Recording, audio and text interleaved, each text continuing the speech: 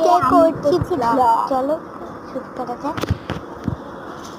আমি বের হয়ে গেছি, আমার মা অন্য ঘরে, আর আমি আমাদের ঘরে মানে বারান্দার টাইপের মানে এদিকে বসছি।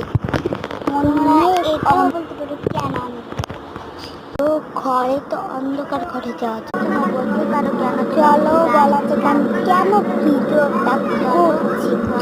কারণ আমার ভালো লাগে